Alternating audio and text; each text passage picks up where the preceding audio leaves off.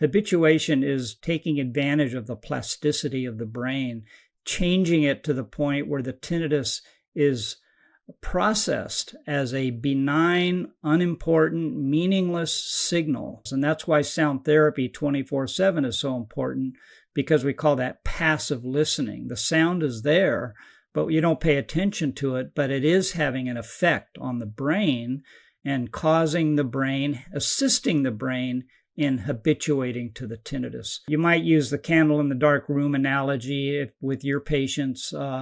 Candle in the dark room means if the candle is lit and you're sitting there and the room is dark, you're going to pay attention to the candle. But if you turn on the lights, then the candle is still there. The candle is just as bright as it was before.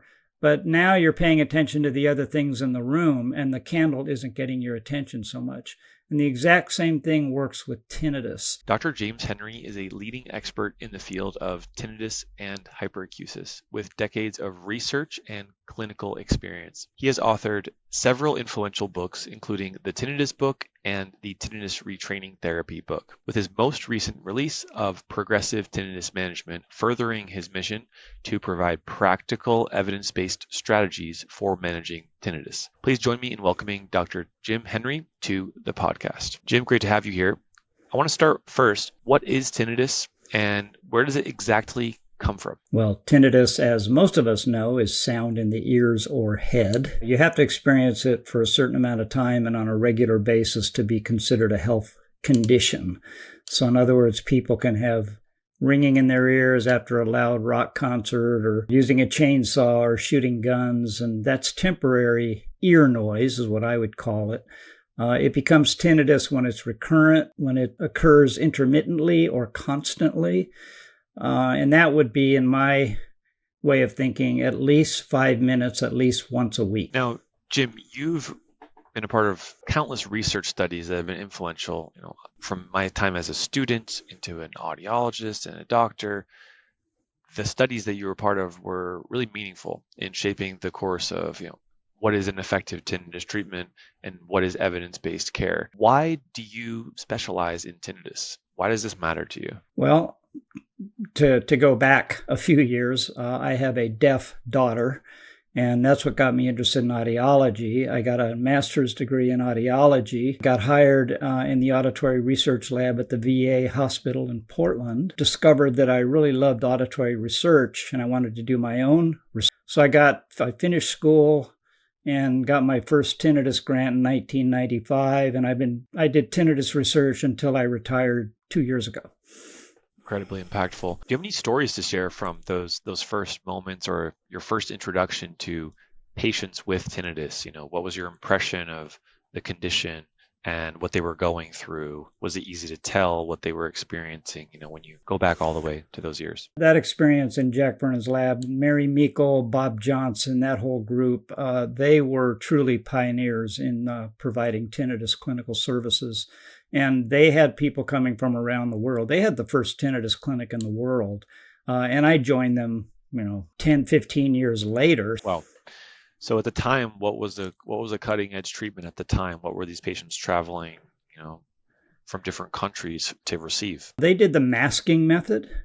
And masking sounds like you're covering up the tinnitus, but although that's what Jack Vernon originally did, he realized very soon that he didn't have to completely mask tinnitus in order to provide a sense of relief to his patients. So he still called it masking, but it was really using sound to facilitate a sense of relief from tinnitus.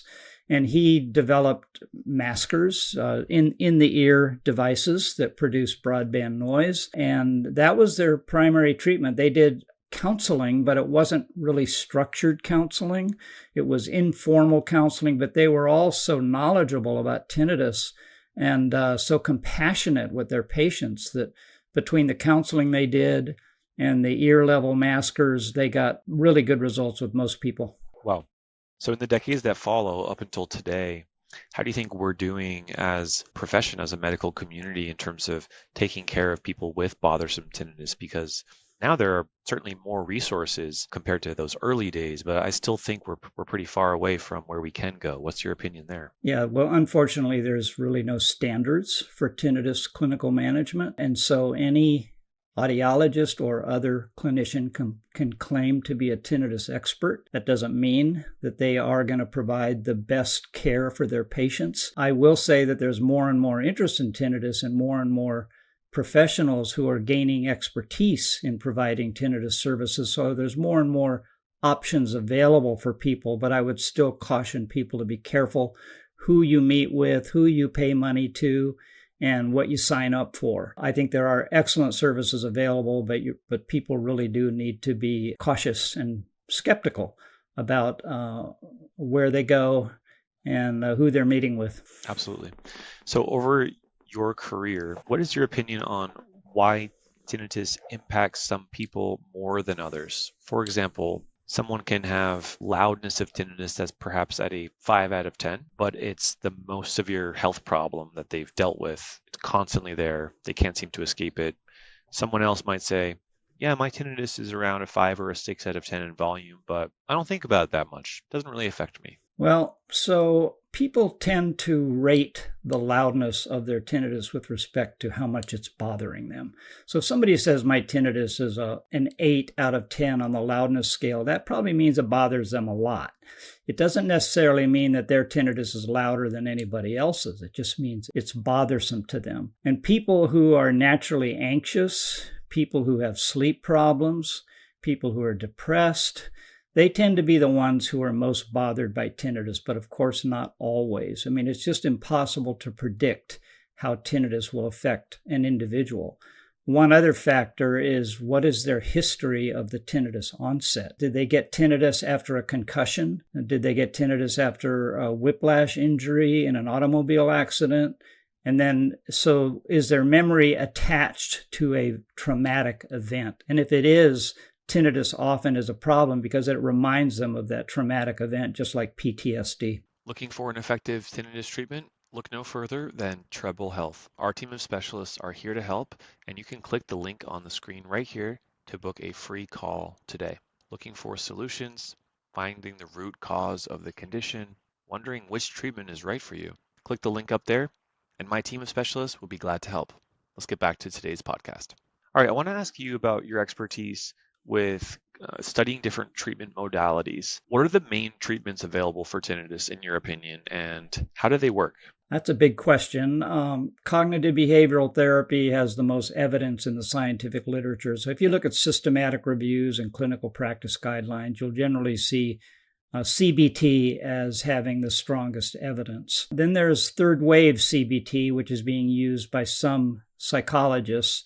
Third wave CBT includes mindfulness therapy and acceptance and commitment therapy, ACT. And that's a different version of CBT. We don't have the same evidence for third wave CBT as we do for traditional CBT, but I'm hearing good things about it. There's also 3 methods. So CBT is primarily counseling. There's 3 methods that use a combination of sound therapy and counseling, and that would be tinnitus retraining therapy, TRT, tinnitus activities treatment, TAT, and progressive tinnitus management, PTM. I would say any one of them is effective with most patients if conducted properly by a competent provider. And I've used them myself, cognitive behavioral techniques with patients. There are some elements there where they're easy to learn, and they can be taught by an audiologist trained in those methods, or a more structured format could be with a psychotherapist or a counselor focused on the CBT element.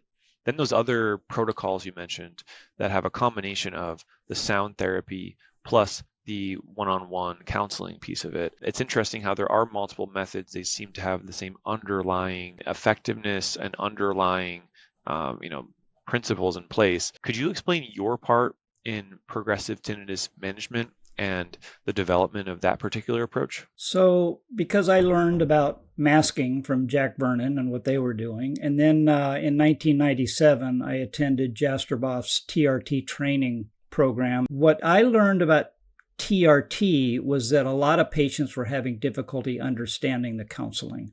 And I counseled so many of them, and I'd see their eyes glaze over when I was explaining to them the neurophysiological model and all the concepts.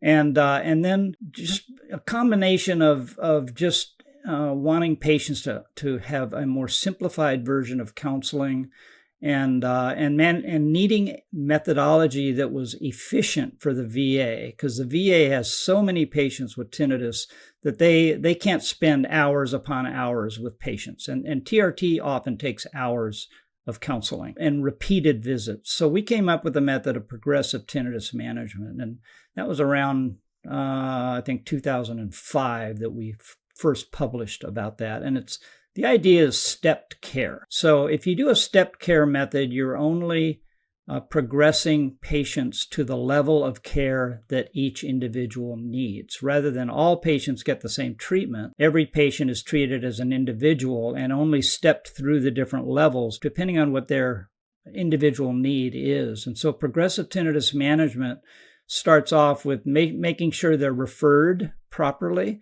And that would, by default, be to an audiologist. Any patient with tinnitus, the sound in the ears or head that qualifies as tinnitus, most likely has hearing loss. So they need to have their hearing evaluated. And that would be PTM level 2. And then by evaluating their hearing and potentially fitting hearing aids, addressing all of their hearing needs, then you find out, do they need treatment specifically for their tinnitus? And if so, they're stepped up to level 3. And with PTM, level 3 is skills education. Skills education is a combination of sound therapy by an audiologist and counseling by a psychologist or an other mental health provider. The sound therapy is kind of open-ended. We teach them different uses of sound for different purposes and basically kind of launch them so that they can figure out what works best for them. We tell them about TRT. We tell them about masking. We tell them about distraction techniques. And then with CBT, the psychologist teaches them coping skills, imagery training, relaxation training, cognitive restructuring, different things to help them relax, feel better, think more positively about their tinnitus. And so that's 5 sessions that they get level 3. And that can be done virtually. It can be done in person. It can be done individually. It can be done in groups. And we found that to be effective for most patients. Now, some patients needed further services. And if they did, we would step them up to level 4, interdisciplinary evaluation. And that would be a combination of full evaluation by a psychologist and an audiologist, like 1 hour each, to really get at what's going on with this person and why haven't the services up to that point been effective. So that's what level 4 is. And then at level 4, the clinicians and the patient decide if level 5 services are needed. Level 5 we call individualized support. And that would be one-on-one therapy for as long as the patient needs it. That would be the point at which you might consider other therapies like third wave CBT or bimodal stimulation or levo medical device or specialized hearing aids. Level 5 is kind of the open-ended level for people who really just need something different than what's been offered to them to that point. So that's basically an overview of PTM. I think it's really helpful for people listening to put themselves in the shoes of what level of care do I need? Do I just need the basic information here, and then over time my tinnitus will get better? Or do I need hearing aids? And essentially walking someone through these steps allows them to get as far as they need before they say, actually, I can manage this tinnitus on my own now. I'm actually doing just fine. So thank you. And that's really important for everyone listening, is to go through the recommended steps from trusted professionals, trusted organizations, whether it be Treble Health, us here on our YouTube channel, or the American Tinnitus Association, ATA. There are free resources available for someone who wanted to look into more detail of progressive tinnitus management, who was outside of the veterans healthcare system, and for anyone who wants to go through the steps of progressive tinnitus management and study it on their own. Dr. Henry, you have a new book, correct? So could you please inform us of where someone who's listening could find the Progressive Tinnitus Management book? Yeah, the book's been available online for maybe a week or two now, so it's pretty brand new. It's available as a ebook version for about $10. It's available as a paperback for $20. So I'm self-publishing to keep the cost down, but it's a step-by-step. It pretty much goes through all of PTM. Now, there are currently being changes made to PTM, but they're relatively minor, and that's what's going on at the VA. PTM is a Veterans Affairs method that many VA audiologists are using, but it's also being used outside of the VA. So it may be specific to veterans, but the whole idea was to make it an efficient method of tinnitus management. And I think it can be very helpful for people to learn the techniques, and it's all in that book. I love it. There's two other books here that we're going to feature over the rest of this conversation. First, the Tinnitus book, written by yourself, Dr. James Henry, and second, the Tinnitus Retraining Therapy book. So, this series is really fascinating to me. You call it the Ears Gone Wrong series. How exactly do ears go wrong? What happens that allows this system between the ears and the brain to be out of order or dysfunctioning here? Well, back to the noise exposure. Noise exposure causes damage to the sensitive hair cells in the inner ear. And that damage is usually, most often, the cause of hearing loss, tinnitus, and often hyperacusis. And basically, the damage reduces the input from the cochlea into the brain, and that reduced input causes the brain to basically ramp up its activity. It basically overcompensates for the lack of input. And that's a theory. There's other theories, but that's a sort of prevailing theory about why people have hearing loss and tinnitus and hyperacusis. So hyperacusis is in the mix because many people with tinnitus also have hyperacusis. Basically, it's that ramped up activity in the central auditory system that's trying to compensate for the hearing loss and can generate tinnitus and can make the person more sensitive to everyday sounds. Many of the best treatments you mentioned involve one-on-one counseling with a professional. So how do you define this in the context of tinnitus treatment? Why is it important to have the one-on-one conversations with a professional, that counseling as part of the treatment sessions? What does it really do to the brain to help get better? I think that's part of the step care concept. So I think everyone with tinnitus should be referred to an audiologist or visit with an audiologist, have their hearing tested, have a quickie tinnitus evaluation done, not a lengthy tinnitus evaluation. And if their tinnitus is bothersome, with PTM, we go up to level 3 skills education, but there's an intermediary step, and that would be tinnitus education. Now, they can be educated in a group setting, or they can be educated by reading a book or watching good material on tinnitus. They can educate themselves, and often the education is all they need. But if that's not enough, then they really do need one-on-one assistance by a competent clinician.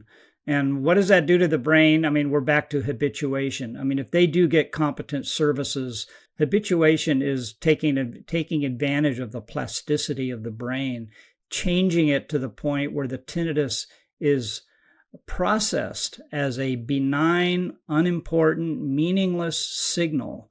And the brain does that subconsciously. It's not an active process. And that's why sound therapy 24/7 is so important, because we call that passive listening. The sound is there, but you don't pay attention to it, but it is having an effect on the brain and causing the brain, assisting the brain in habituating to the tinnitus. You might use the candle in the dark room analogy with your patients. Candle in the dark room means if the candle is lit and you're sitting there and the room is dark, you're going to pay attention to the candle. But if you turn on the lights, then the candle is still there. The candle is just as bright as it was before. But now you're paying attention to the other things in the room, and the candle isn't getting your attention so much. And the exact same thing works with tinnitus. And that's why sound therapy can be effective in promoting habituation. Let's review some basic ways to listen to sound therapy. I have my smartphone here. There's plenty of smartphone apps that are free. There's YouTube videos with sound therapy that are free. I'm holding in my hand a high quality sound machine right here. This is one that we use with our patients at Treble Health. And then I have in my hand here some sound therapy devices that go on the ear.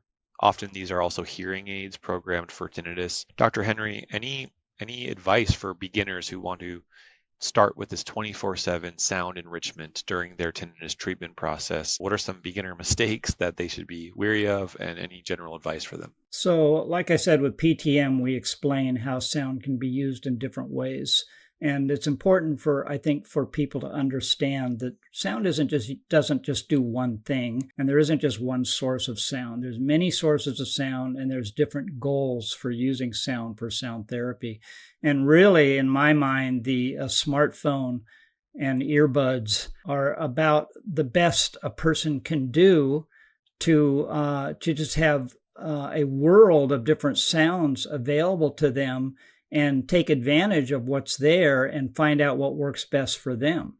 So even right now they have the AirPods Pro, and so they can listen to anything off of their smartphone using wired earbuds, or they can use the wireless AirPods Pro. So I think that's a good starting point for anyone. Learn the different goals of using sound, and then find the sound that works best for you. Now that's one approach. Another approach is to use a specific sound therapy format, such as TRT uses. So you held up those devices, and if a person is subscribed to TRT and you want to follow the TRT protocol, then those devices would be used on an all-day basis. You'd put them on your ear in the morning, adjust them to below the mixing point, which is really critical, and wear them all day long. And it's the set and forget philosophy. So there are many different ways of using sound. It can be open-ended. The patient can figure out what works best for them, or they can use a specific protocol such as is used with TRT. Got it. And for those listening, the key here is, avoiding silence by having sound enrichment going on. That means you can use background music, you can, the fan, opening your windows, natural sounds. It doesn't have to be the specific, sound therapy file that you find on YouTube. Dr. Henry, let's talk about some different treatment modalities, perhaps more experimental. What are your thoughts on bimodal stimulation? In the last 10 years, there's been research that's been studying different stimulation of the neck, the cheek, the tongue, and at the same time playing sounds through the ear that the patient essentially undergoes a treatment process, and that's referred to as bimodal stimulation. What have you seen in terms of the evidence or the research to support that method? And then there's also the wrist-worn device. I don't know if you know about that, but so that's called haptic stimulation. It's kind of a vibratory response. A little complicated to explain, but it's also bimodal stimulation. So there are Correct. Two methods of bimodal stimulation right now. One is the wrist-worn device, one is the electrode on the mouth combined with specific sound therapy. There are controlled trials. Both of these devices, I believe, are FDA approved, and they're getting good results, reportedly. The clinical trials have shown good evidence of efficacy. My only concern is that they have never done any placebo-controlled trials. So there's no way to know if these methods work any better than placebo. And I'm not saying they don't work better than placebo. I'm just saying we don't know because the trials have not been done to confirm that. So if a person is comfortable spending the kind of money, the tongue device can cost thousands of dollars. And if a person is comfortable doing that, it's not going to hurt them, but they just should know up front that this method has not been proven to be any more successful than placebo. And in my opinion, if someone is pursuing bimodal treatment or other experimental treatments or alternative treatments, they should remember that the core components, the two pillars that seem to work for most people, are the one-on-one professional counseling piece of it, plus the targeted sound therapy approach. Not everyone needs a professional, expensive treatment here, but those seem to be the two pillars. So in my opinion, one should still utilize that even while they're exploring other things. I want to highlight some of your research. I also want to highlight the key chapters of your book, the Tinnitus book, which is an excellent book that for those who are looking for a resource that will get them most of the way through their tinnitus, they should check out the Tinnitus book here by Dr. Henry. It's available online. Just search James Henry, the Tinnitus book. And there's various chapters here focusing on what is the cause of tinnitus, what can be done about it.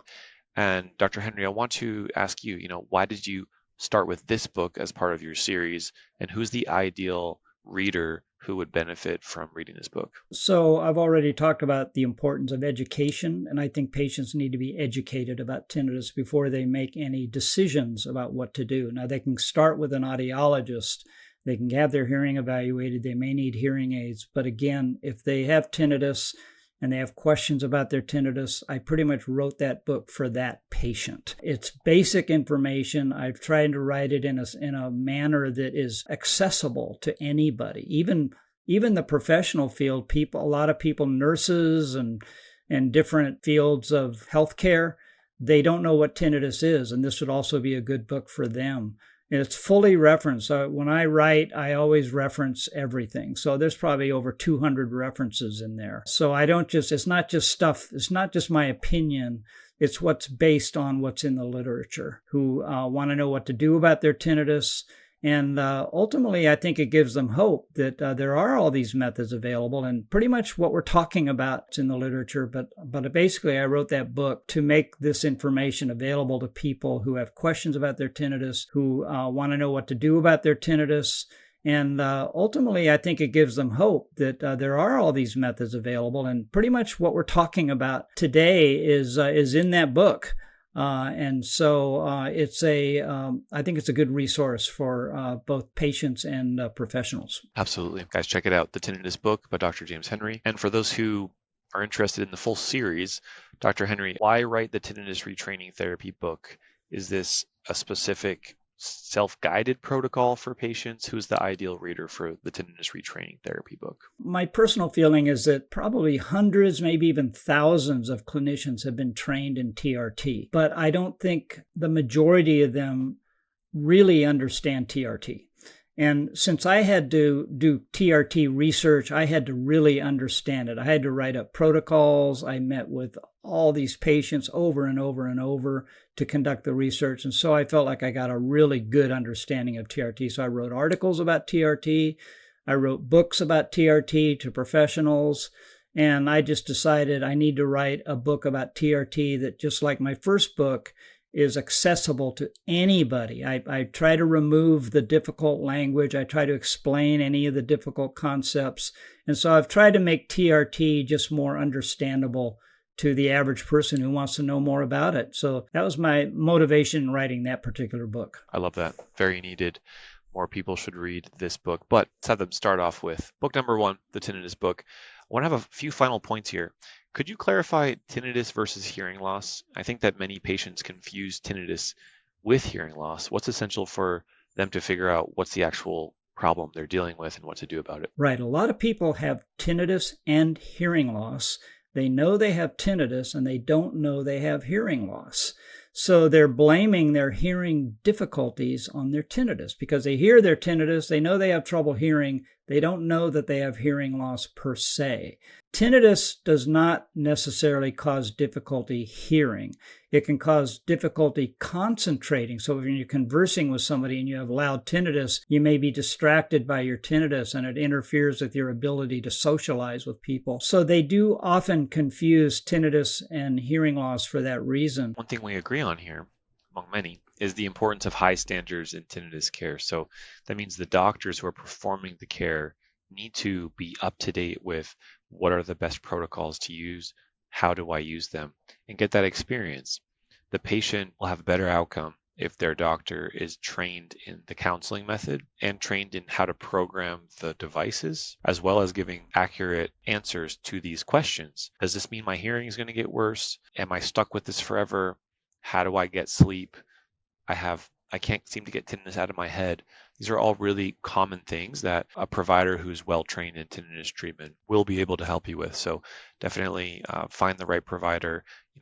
Dr. Henry, do you have any advice for patients here on how to find the right provider or care team for tinnitus? Good question, because there are no standards. There's no certification program. There's no way of vetting a clinician to know that they're competent. There is the CHTM program, the Certificate Holder for Tinnitus Management. That's an online program that will give a certificate, but it's basically a knowledge certificate. It means a person has passed a test that says they have a certain amount of knowledge about tinnitus, but there is no way of knowing if a clinician is competent or not. And that's where the rub is. And I would say it's mostly ask around. Ask people, check with the American Tinnitus Association. They have a list of providers in the back of their journal. Every time they publish their journal, they have a list of providers. That does not assure that those providers are all competent, but it does say they're serious about tinnitus management. Many of them have taken the CHTM program and they've been certified. Other than that, if people ask me who is a good tinnitus provider, it's a fairly short list of who I would recommend. Well, I hope I'm on the list, Jim. So one thing that I want to add to that is it's common for providers to say that they help people with tinnitus, but what's lacking, in my opinion, is the detailed one-on-one counseling approach. Because sometimes fitting hearing aids, for example, is standard. Programming them specifically for tinnitus is harder, but most people can do it. The ongoing one-on-one care and the treatment of counseling, that is where sometimes many providers kind of fall short.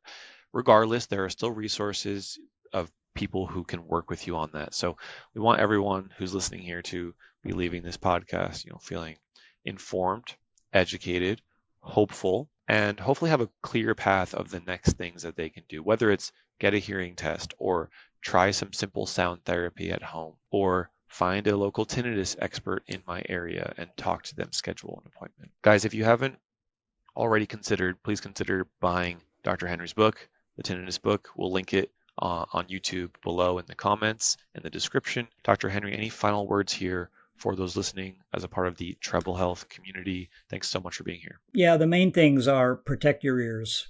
No matter how much hearing loss you have or how loud your tinnitus is, it can get worse. And what generally makes it worse is loud noise. So protect your ears from loud noise. Get some good, well-fitting earplugs. Use them as necessary. Carry them with you at all times. Get informed about tinnitus. My book is a good resource for that. Learn about tinnitus. Learn all you can about tinnitus. Often you'll know more than your provider. And then get good care.